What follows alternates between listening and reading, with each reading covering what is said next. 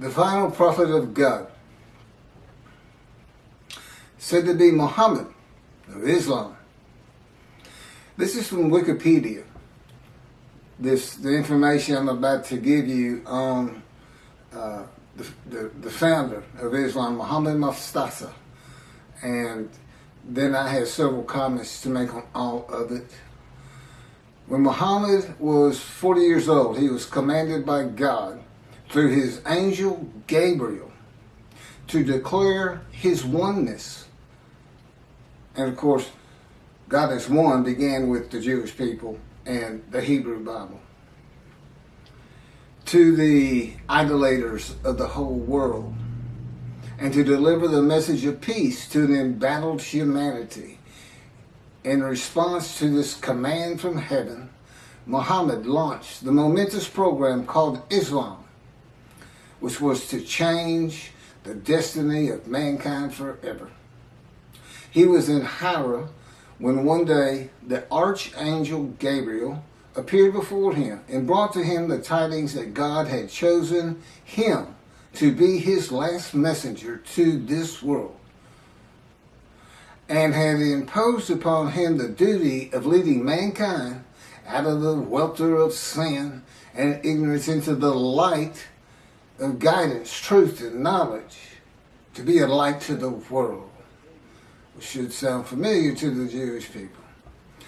According to the accounts of this Shia Muhammad,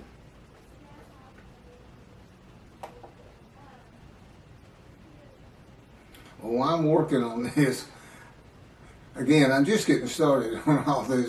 And I have a computer in front of me because my cell phone is not responding correctly this morning, and the Lord wants me to get this done. And Gabriel's not an angel. Clearly, they plagiarized the Hebrew Bible and put into their own cultural laws and norms and what they consider morality. And of course, Christianity is based around a story. Just that, a story. They call it the greatest story ever told. I agree. It's a great story. Billions of people have been deceived into believing it. Now, I can understand the people of antiquity believing it, but the people today believing it,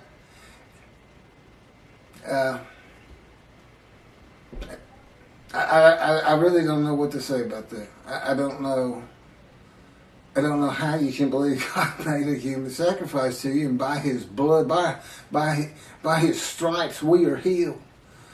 Again, God made me watch Christian channels, and then there's this one fella, I'll sell you the blessings of David. I said, God, what are the blessings of David? I'm thinking. He said, there are no blessings of David. He's making it up. People believe him. They send their names in with money, and he says their name on the air, and that's what they really want. So, but there is no angel Gabriel. He only appears in the book of Daniel. He only appears in the book of Daniel, who is not a prophet, and it is not a book of the prophets. And he doesn't speak with God.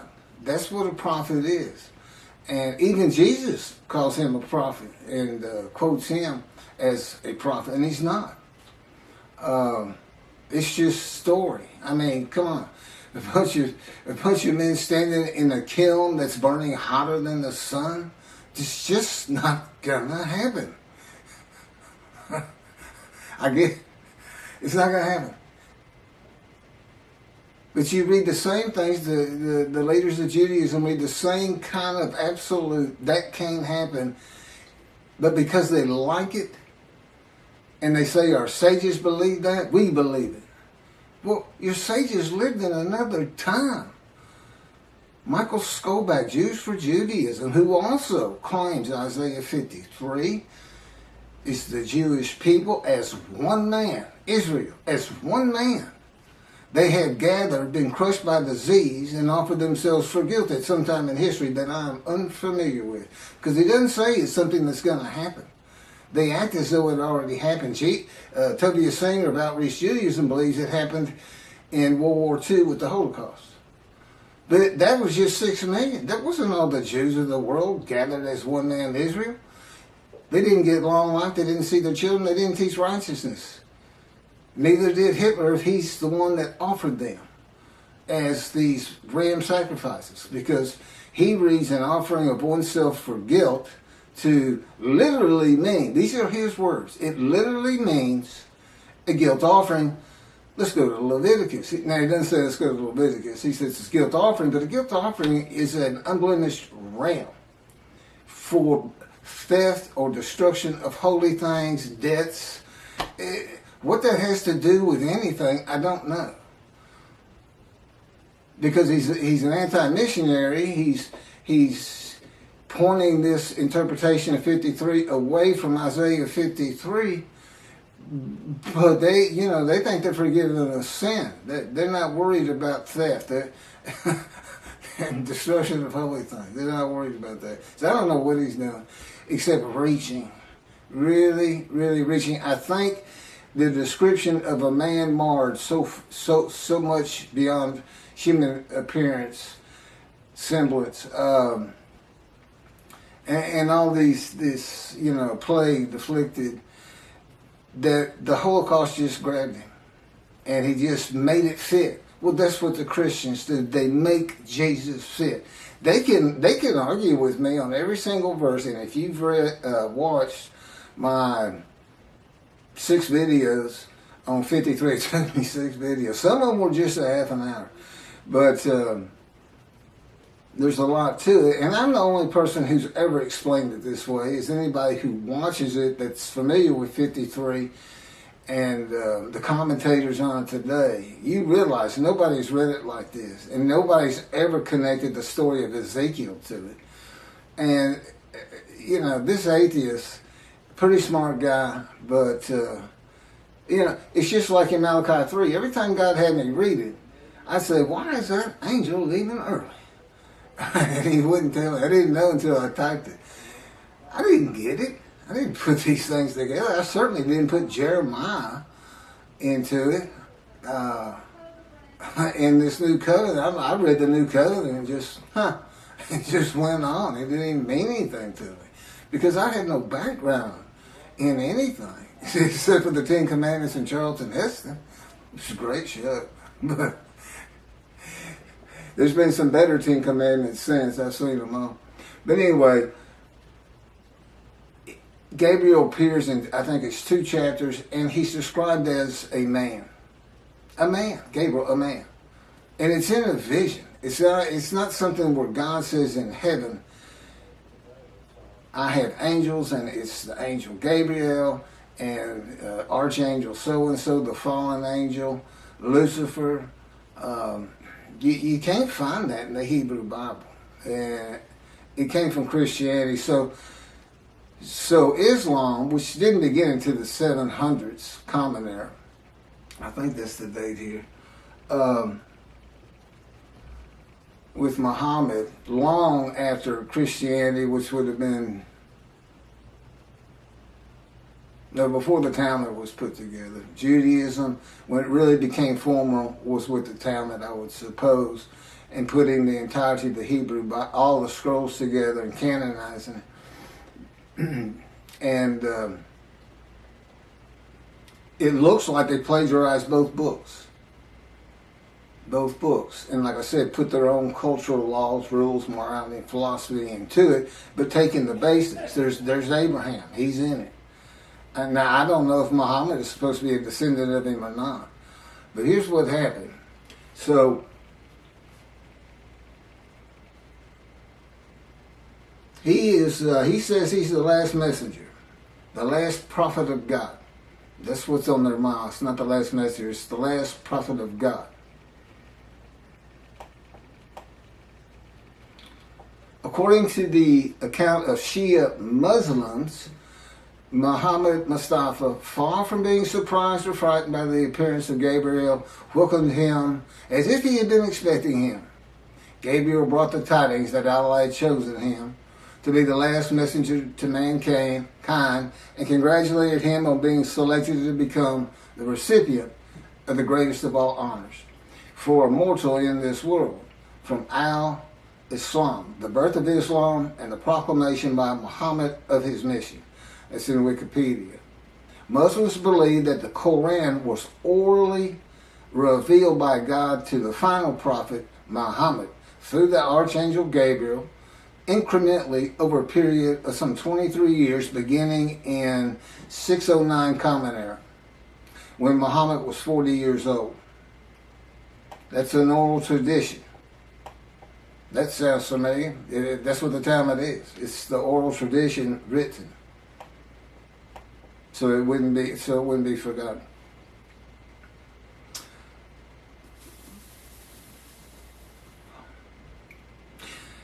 And then he died in 632 Common Era.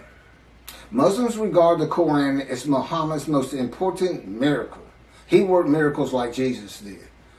You know, he could bring tidal waves with fish to feed the multitudes. And Jesus fed 5,000 with 2 loaves and 5 fish, or 2 fish and 5 loaves, something like that. Fed 5,000 people. And a proof, his book, the Quran, a proof that he was a prophet, that God spoke to him through Gabriel, the angel.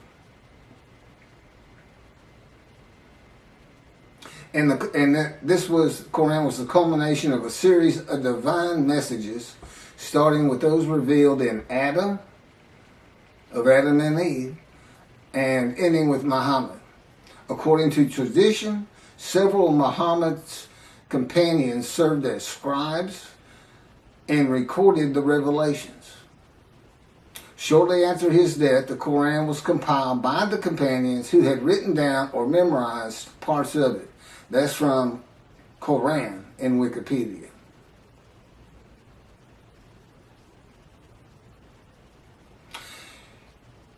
God chose his last messenger. And Allah means God, by the way. It's just not the God of the Hebrew Bible and the God of the Jews. God chose the last prophet, the last messenger, long before the time of Muhammad, when Malachi wrote Malachi. The messenger is Elijah for a time to come.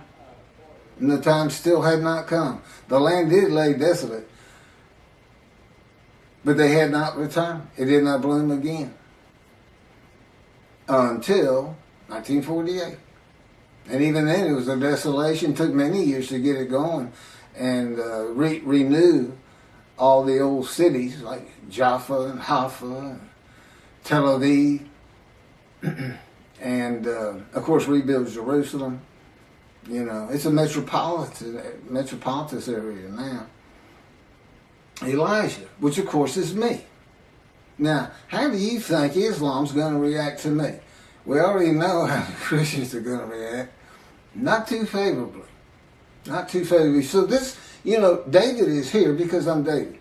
David is here. I am the Moshiach. I am anointed. Which means the man of Isaiah 53 is anointed. And the anointment is the alighting of God's Spirit on me. That's how I know I'm the man of chapter 11, verses 1 and 2. Because there is no question that the Spirit and God are within me. And that's how I know this whole concept of God is in His Spirit. And I can point to Scripture that says just that. And explains things where it doesn't say it. Now they believe Muhammad to be a prophet because of his book. I've got 2 books God dictated to me with all this information. This is chapter 49 of Isaiah 53 in the day of the Lord. See, it's not just about Isaiah 53. Now the last chapter is the day of the Lord, and I'm going to do that probably on a separate video. I may make this another 2 half-hour recordings. All my camera will take. So, God's righteous servant, me. I am the final prophet, not Muhammad. And as the final prophet, and with the God of the Jews, being the Abraham and Judaism being the Abrahamic religion that is correct. There's 3. I mean, if you really sit back and think about it, who's gonna win that? Who's going to win? There's three. Are the Christians going to win it with their human sacrifice? Are the Muslims going to when clearly it's just a plagiarization? They're going to be a light to the world. Peace and humanity.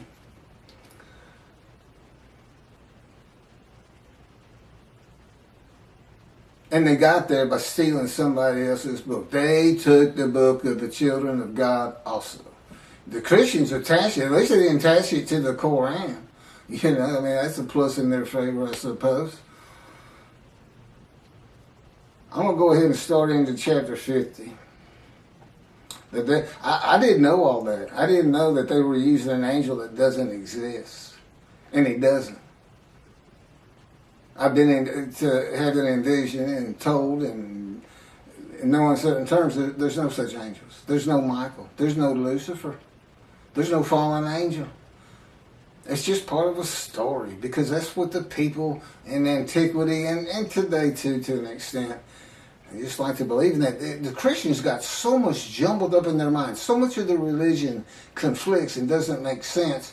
And they've got entire armies of demonic forces that are at war with God and this and that. I promise you. I know his power like the back of my hand. And there's no contending with him. Whatever he thinks is. He just wills it. Gone. You know. He can take this world and turn it into a pea. The size of a pea just by thinking it. He set off the Big Bang. That's how Genesis starts out. He divides light from dark and this and that. Yeah. We're the dark. And the division is the platform of heaven. And we know we're in the dark because he had to put suns in there for us. So it's kind of a blend. You have to look. The universe, his universe, the unseen realm, and then the real. The universe of real, which is like, objects, solid things, stuff you can see, came with the Big Bang. And it's all within his original unseen realm. So we're a universe in a universe. It's not parallel universes, just one inside another. Totally different from each other. Science, totally different. We can never see the unseen realm except what he would place in our minds. I mean, he can place an angel Gabriel in my mind if he wanted to and have me believe it, and I would. But he doesn't. He's very real and matter of fact. And the fact that at this time, people are still believing the things of the people of antiquity who they didn't know anything. They didn't know anything, and they couldn't go there and say, "Well, I want to check that out. I don't know about that." They couldn't. There's no bookstores, no schools, no teachers. About all you could learn from the wise men was the Hebrew Bible for the Jews, and they spent their life in that book. Well, I haven't. I read it started reading it when I was 50, and it's only because God was teaching me that I have the knowledge that I do have. It's just not possible that any man could do that, and I know I could. So, anyway, the day of the Lord. Now, this is interesting because I had kind of forgotten this entire chapter. The term day of the Lord appears in the books of Isaiah, Ezekiel, Zechariah, Amos, Obadiah, Zephaniah, and finally, in the last book of the prophets, Malachi. In Ezekiel and Zechariah, the day of the Lord is said to be only against the nations, and in Obadiah against Edom and Esau, Christianity, and the nations. If you see Edom and Esau, it's Christianity. That's just Judaism. If you're going to take their book, take all of it. Take the oral tradition with it, Christians. They go together. The prophets warn that the day of the Lord is near, but it is not the end of the world. Now, this is true of the Essenes too. The sect of Jews who wrote the Dead Sea Scrolls. But and with the same concept, evil's going to be gone, but the good stays.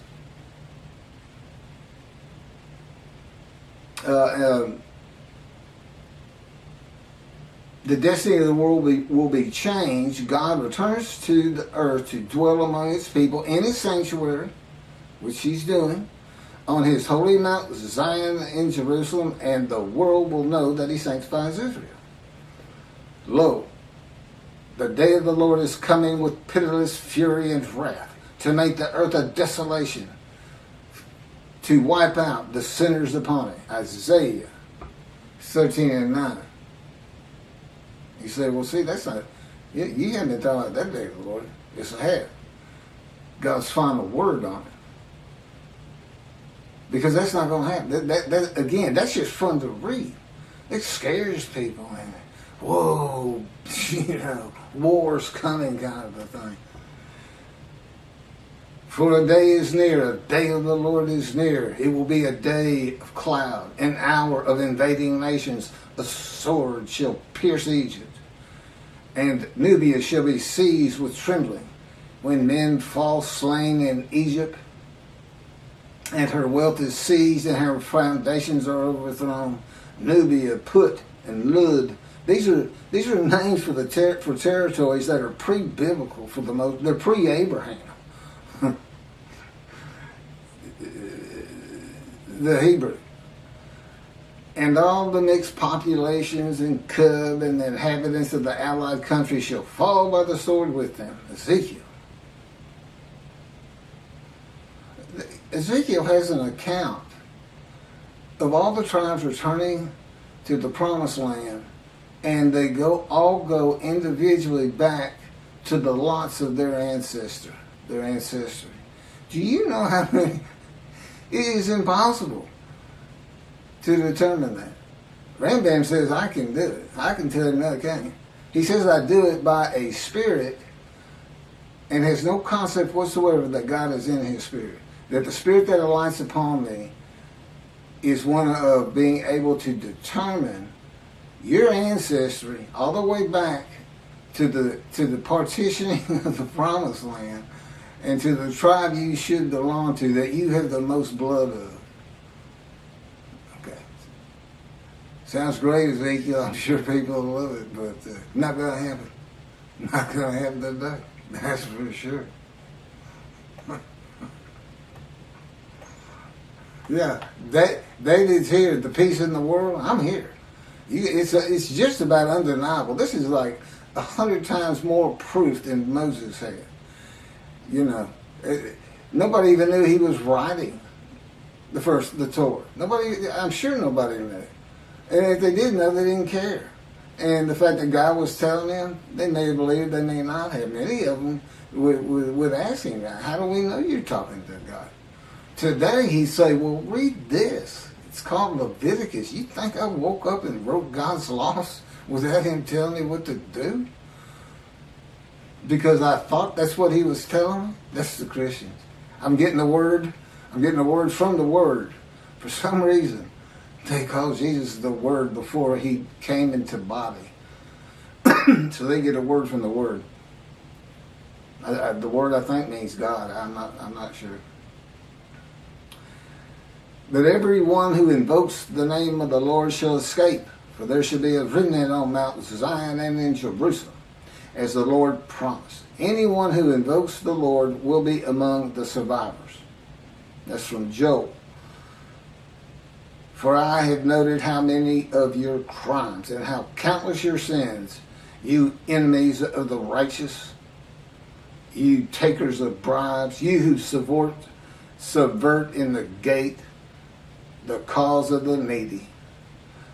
Surely, at such a time, the prudent man keeps silent, for it is an evil time. Seek good and not evil, that you may live, and that the Lord, the God of hosts, may truly be with you, as you think, hate evil.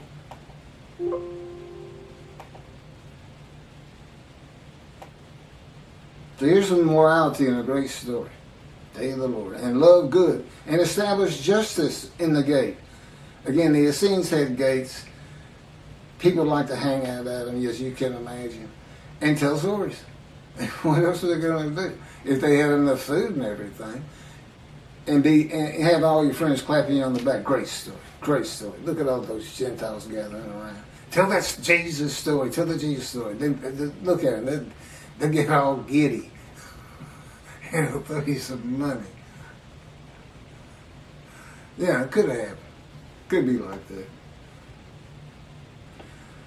And I got a real long, I'm going to skip this one from Zechariah, but finishing up with Zephaniah on this coming of the end of evil. And I will bring distress upon men, that they should walk like blind men, because they have been sinned against the Lord.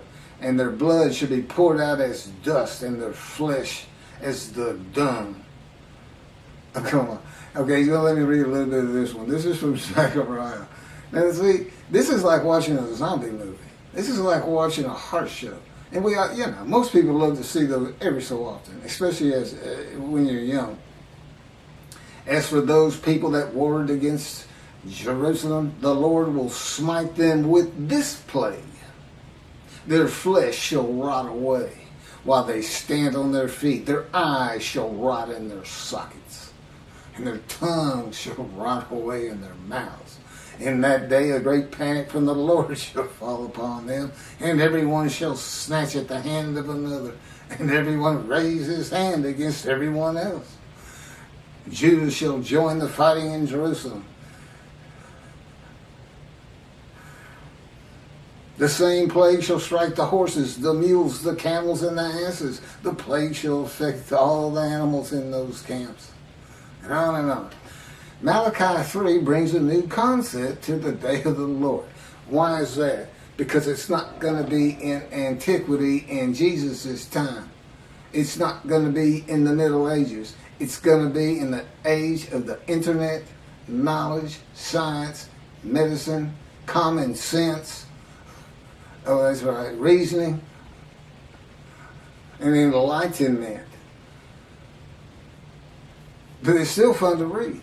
That's the thing, he was writing for antiquity, because this is the kind of stuff they not only, they would believe these stories. And today, we don't believe them. We just think, wow, that's fun to read. So God was writing it for different eras. He wrote for antiquity in the Middle Ages, and then we had the Age of Enlightenment kicking off in about 1600, computers in 1960, to today. The age of the internet.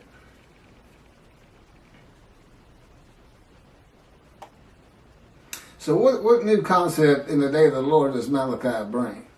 It's God's final word on the day that he's preparing, where the new covenant is delivered. And again, he knew they were going to be dispersed, and apparently he had a pretty good idea when they would be coming back. Okay, it's the final word of God, not only on the day of the Lord, but the new covenant. What's he saying? What's really happening? Get away from all these fun stories. He's coming with a covenant of friendship. He says you're going to be safe from now on. The nations, the world is going to know I sanctified the Jews, that the Jews were correct about the Abrahamic religions. I'm going to build a temple which shows I have sanctified you, because nobody's going to want you to build it. The Gentiles of the northern kingdom, imported by Assyria, didn't want the second temple built. They obstructed the building of it and tried to stop it completely with letters to Cyrus or to whoever was leading Persia at the time they sent the letters. And he says, new covenant, everybody's going to be sin free, holy seed. And since he did the same thing with the exiles, he never says, I'm making you a holy seed to build the temple. He never does say that. But that is what happened. And it's going to happen again. He's going to have that temple built, I don't know, 10, 20 years from now. I don't know. Presumably before I die. But now David, he died before the building of the first temple. Although he had a lot to do with gathering all the materials for it and the wealth that went into it. and Solomon had a home to be honored. There's always a lot of things happening again that are real.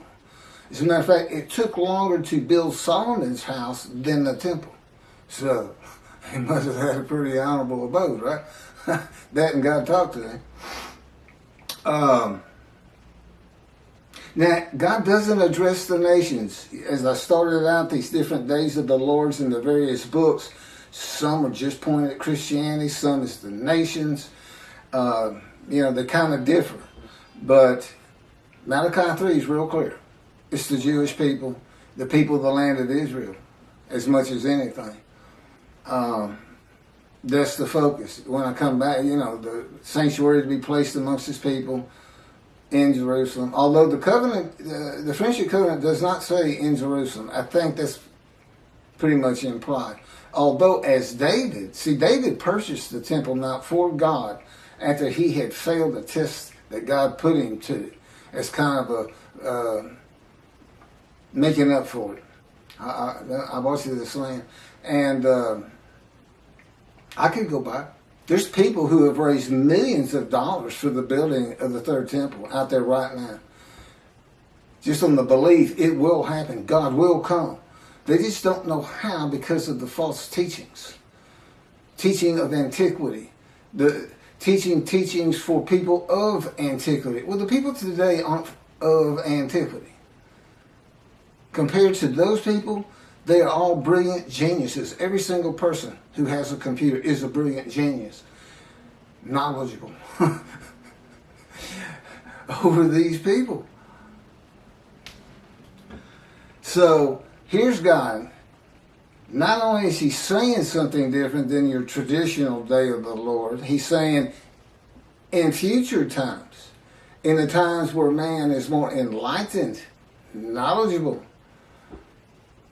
we're just going to build a sanctuary and everybody's going to be safe because that's just going to keep people from picking on you as much as they are, and they'll have it in their minds, just don't mess with them. That God could be in there. God might be there after all. Keep the Middle East at bay. And of course, when I die, that's not to say God's not going to continue on as he did with Solomon, with Elijah. That was followed up by Elisha. The Davidic dynasty was supposed to continue the line of David, but I don't believe there's anything his covenant does. Well, my son's a great guy, and God says, would you want me to put him through that? What you've been through? And I thought about it. I said, that'd be good for him. I mean, I wouldn't wish that pain on anybody. But it changes to so much for the good. And you can't really feel another person's pain. I know that pain. I still live in it. You can't imagine what happened to me just 2 months ago. No, I can't. I'm not allowed to tell you, and I wouldn't tell you. But it was brutal. It went from, I have my top 5 things that he's done to me, and it moved up to, it went by everybody to number 1. It made number 1. I hope that's the culmination of those events. So anyway, lasted about 3 months. So back to this. So it doesn't address the nations, but only Israel and its people, which is all Jews of the world. Everybody in the world is forgiven. Doesn't mean you go to heaven. Got to be in right standing. And hopefully this is going to be, there's all the Jews aren't coming back to the promised land, to Israel.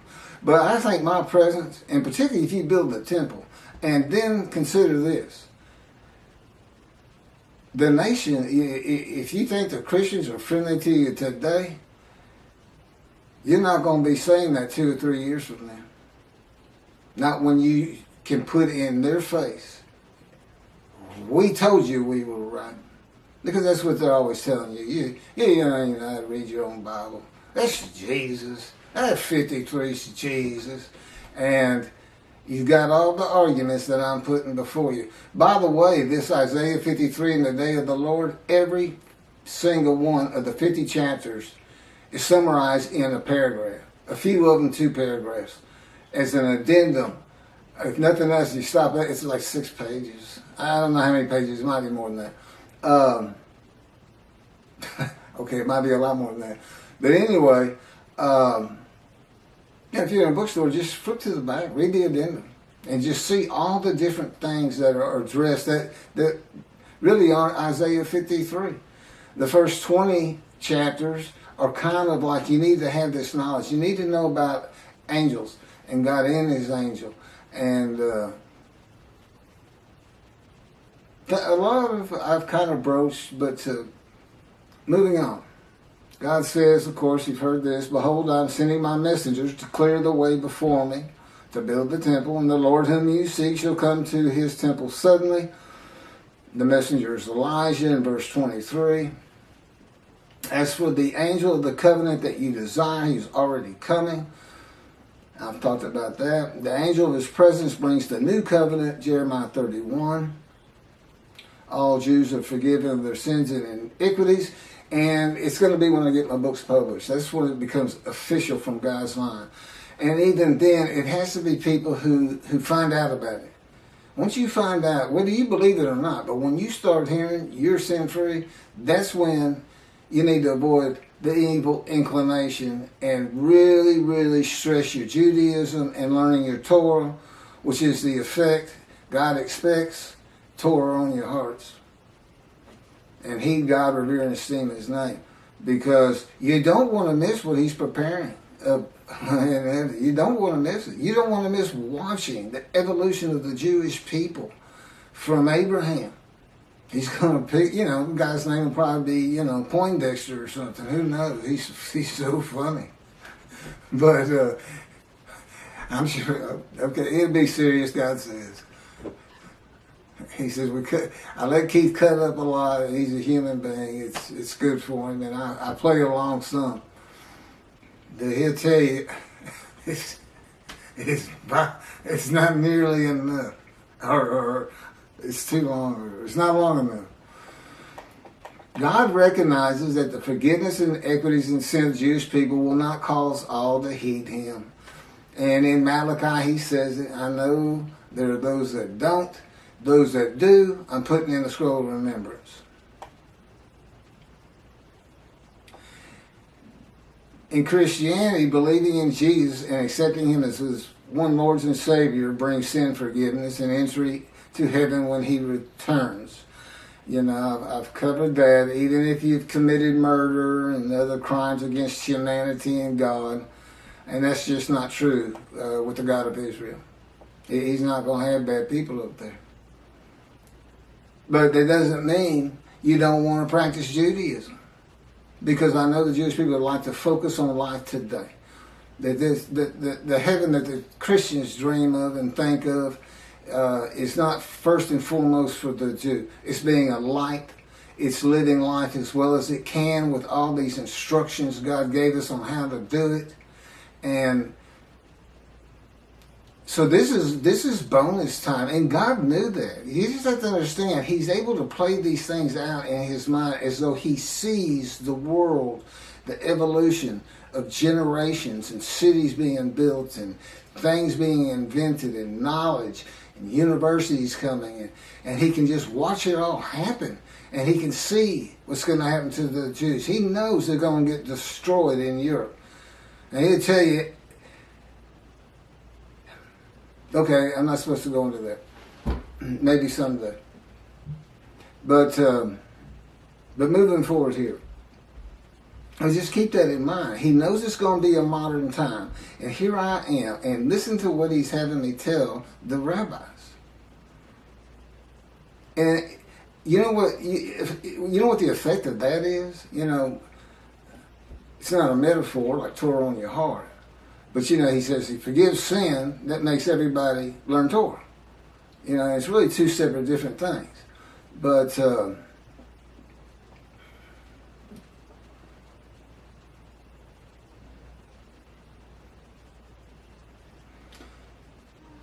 anyway, God knew in modern times of secularism and reliance on science, medicine, and technology that his righteous servant might not be recognized. The utter destruction is simply on its way, just like it was with the Assyrians, Babylonians, and the Romans long ago.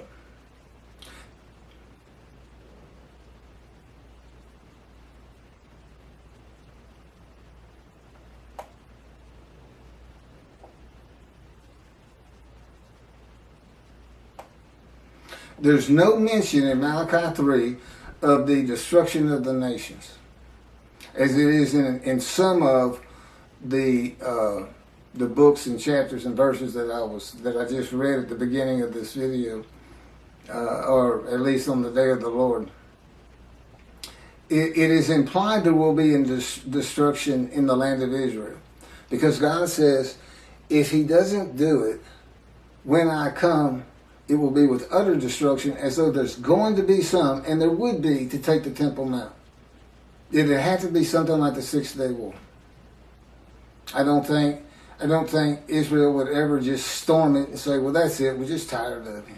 You gotta go. And unless there's some heinous act done, like a nuclear suitcase bomb, where they finally say, that's it. Only Jews in this land, and we don't care what it takes. That's what they did to us. They just threw us out.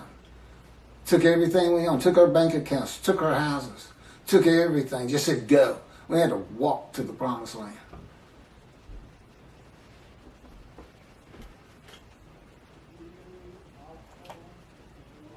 But it's the building of the third temple. Now, I remember that. It's the building of the third temple. That's what's so important.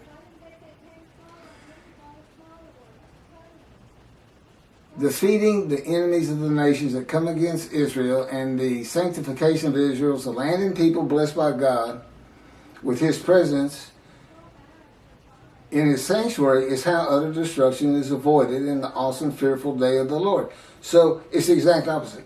He's not coming to destroy evil. He's coming to safeguard the Jewish people, so we don't see a Holocaust again.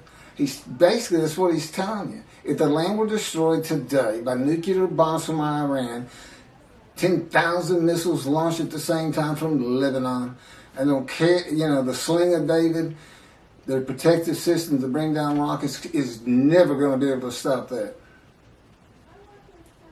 And you got 7 million Jews there. And we lost 6 million in the Holocaust. And that's such a brutal thing and brutal time. I still have a hard time understanding how we've already advanced so far, as awful as things are even today, from that. Where people could, the Nazis, they singled out children. That was their favorite kill. If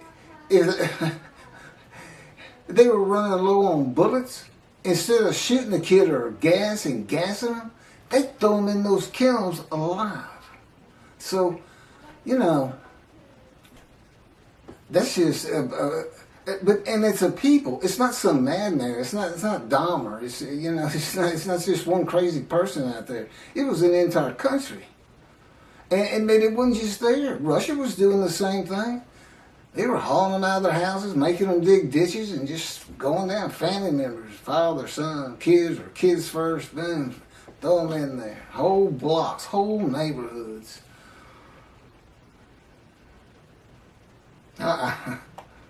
No, some of the visions he's given me to make me really feel and understand what would it be like for the Gestapo just to break down your door, and you're sitting with your family at dinner and you have no clue who they even are, and all of a sudden everybody's being murdered, and your girl's raped first, and your wife.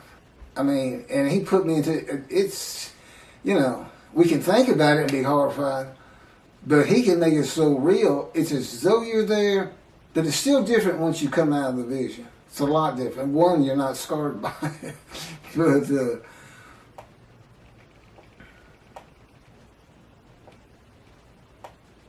I have a lot of things that's just about it for the day of the Lord that I have. This man in divine beings, host of the Lord's host. It's one God. It's the oneness of God. Of Israel, one angel, and it's the angel of His presence, who doesn't have an angelic body. and he's in as one man, the Moshiach, the anointed one. And the anointment is the spirit of lighting and entering you. That's the anointment. There's no oil as in our world of the, I call it the real, and God's world, the unseen realm, which is a universe inside a universe, and he's responsible for this one. You know, he made a division of a heavenly bright white light you can't even see in it. That he kind of shows me in visions when we're dealing with David in the temple. It's not the same temple that's on the ground here. It's different, but still the temple, still got the walls. There's a lot of similarities, but in one vast room, it's that bright white light. And in the other is the king's throne and the water coming out and flowing down the steps out front. And so here he is in a future time. See, a time is coming in the future, in the year. He didn't say in the year 2020 or anything like that. But again, he knew exactly what was going to be like. He knew to come to me in 1957 or select me when the first satellite was launched into the air by Russia, Sputnik. And he said that's when he touched my arm and disfigured me. He really won't, you know, you say, well, how can you not trust him or not believe him or this or that? Because I'm in the fire of refinement. Lying to me is just part of it. And he finds it so humorous to make me think I'm coming out of this thing. And I thought it 11 years ago. I thought we were done with all the pain and shenanigans and adventures with Christianity. So Christianity knows you're here. I said, they know who's here. You're the man Jesus claimed to be. Isn't that funny? Jesus says in the New Testament to his people, to his 12 at least, do not listen to those who come in my name. Which is kind of funny because if he comes, he said, I'm Jesus, then I'm supposed to listen to him. But the fact is, he came in my name. He came as the teacher of righteousness. He came as the man of Isaiah 53. He came in my name, and that's given me all kinds of trouble to get this thing going, to do what I have to do for God, to keep utter destruction from Israel, and to save the Jewish people. I've got these Christians who believe in human sacrifice. I got these rabbis who believe a man of 100 years is suddenly going to be thought a child, and every single human being, every Chinese, every Korean, every Eskimo, every one of them suddenly are going to go, the Jews have been right all along. We need to exalt them. Let's take our stuff and give it to them and till their land for them. And look, there's no pain anymore. It's like I died. The Messianic era is heaven on earth. That's what antiquity believed in, and the resurrection. So I got to deal with that. Aren't they supposed to be protectors of the Jewish people? Follow God's laws, have better lives, morality. Look at, you don't just go hurt people. You don't keep people from doing what they need to get done with lies and false teachings. Oh, I'm sorry, I fell into the rabbis again. I call it a lie when you say the Jewish people gathered as one were stricken and plagued with disease as one, and as one offered themselves for guilt to God, passing a test of devotion, and that they then went out and had long lives, all saw their children, and they made the rest of the world righteous. Well, let's see you do it, Israel. Hey, rabbis, Tobiah Singer, Michael Skoback, all you people who preach Israel as the man, the Jewish people, described in Isaiah 53, I want to see you, since you want me to go build a temple as David, you want me to bring peace between the nations and throughout the earth, you want me to end pain in the individual, you want me to teach billions of Chinese how to speak Hebrew, That's what you want me to do? I want to see you make the world righteous. I'm the righteous servant, and I dedicate it, and I pass it to you. How you like that? I'm not going to let you stop me, and guess what? I got somebody behind me that you don't want to contest or contend with.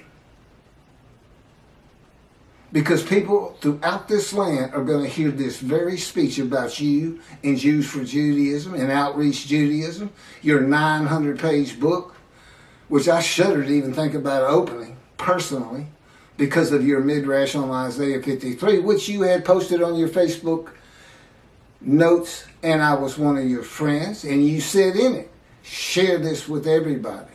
You gave me the right to use it as long as I don't slander you, perjure you, and guess what? God had me type in Isaiah 53 in the day of the Lord, which will become a bestseller someday.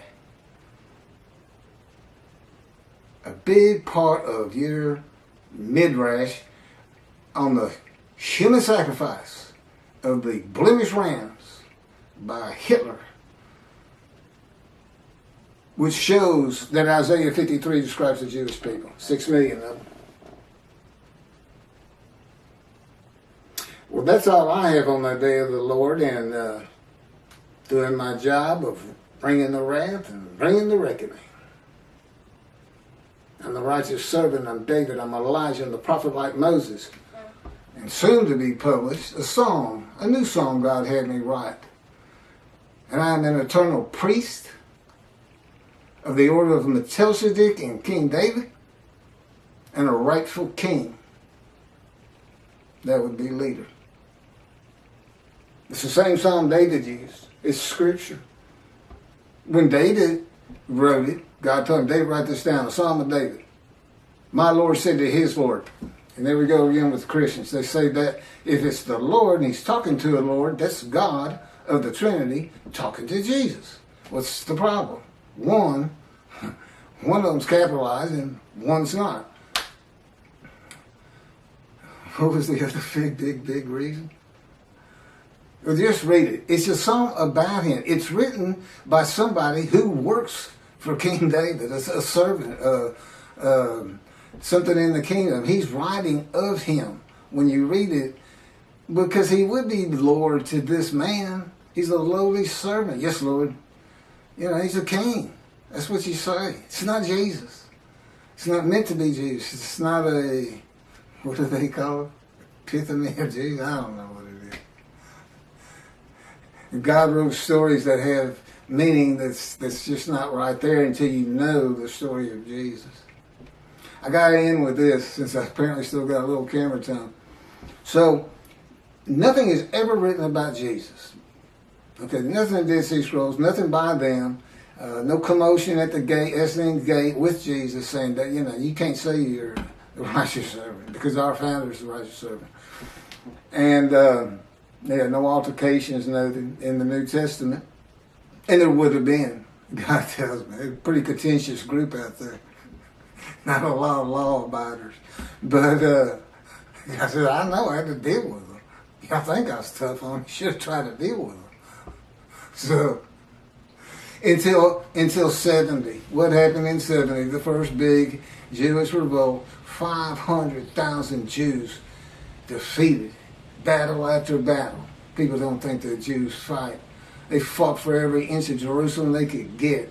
And then there was another revolt, and then another revolt. And they finally, it's like being in God's fire refinement. They were in the Roman fire refinement. They said, okay, that's it, let's get out of here. Thanks for the land, God, we got to go. You made everybody mad at us. We're saying we're the chosen. Whoa. So, that's when the first book, so you can see these two rabbis, trudging along through Syria and heading towards Europe. And what are we going to do for money?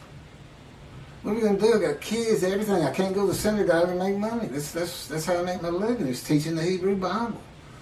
His friend says, it's Shlomo. that story about the Jesus. I get money every time I tell that story, especially if I change it up a little bit. Every time I tell that story, boom, I got lunch, I got dinner. I sometimes have food for the next day. They love it. Gentiles, they just get all, I believe, praise Jesus, falling on the ground. Holy rollers. That's where the first holy rollers came from. If you don't know what that is, look it up. He says, you got it. They love this stuff. And Slow-Mo looks at him and says, oh, you got to be kidding me. You can't put that story in the Hebrew Bible. You can't connect Moshiach to that. He comes in, rides ass in Jerusalem, and defeats Rome, and becomes king of the world. What are you talking about? We'll just change it. Maybe it was the writers who were deceitful. It would only be because there was no Jesus. Nothing written about him. Are you kidding me? Man's walking on water, feeding everybody. The blind see, the crippled walk, dead or risen. You think he'd have probably taken the Roman leader's position from him. That's what he would have done, and just made them leave. He'd used his head instead of trying to fight them hand-to-hand combat. I guarantee you, the revolts would have had more success, although ultimately beaten down just by numbers, if God in me had been there with this unit, this human body, or any other human body. Just because he knows everything. He said, it'd be more like the Americans fighting the British, hiding in trees and bushes and stuff. So anyway, thank you. Tell anybody who's interested in Isaiah 53 that there's a new take on it. There's new explanations. And tell them it's the leper scholar. That's from the Talmud, Babylonian Talmud. There's actually, it's quoted something, Sanhedrin 9b. I'm not sure if that's in the Talmud or it just gets spoken of in the Talmud. I know the Sanhedrin, I know what they are. But I don't recall seeing anything that in the Talmud, Sanhedrin is like a special book or something, or some extra, or a section. I don't recall ever seeing that. And again, this is where, God, I'm still a human. I'm still Keith. And the way he does that is I still can't find my car keys. If I had a car. And, I'm the same old forgetful person. He keeps me forgetful. But I'm still a lot better than I was. Anyway. It was easier using my computer, but I don't know what it looks like on the video with me looking down so much. And so much today I was reading and not being able to, like Isaiah 53, it's on the tip of my tongue anytime. But I hadn't looked at these two in a couple of years.